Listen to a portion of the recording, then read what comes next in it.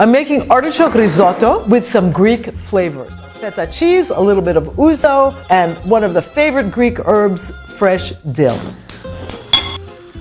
We want to start on the pearl or stewing onions, have to be caramelized. Next, the scallions need to be chopped. The artichokes next.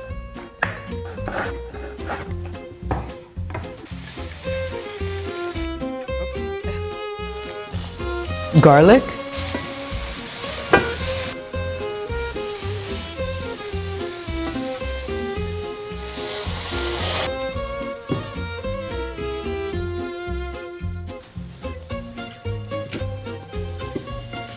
Next, I'm going to add the wine and the ouzo.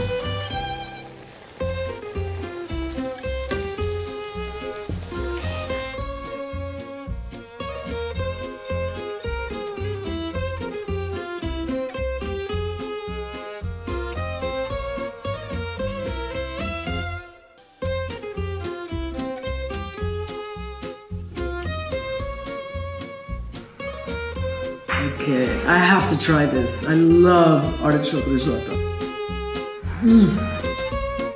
Sorry.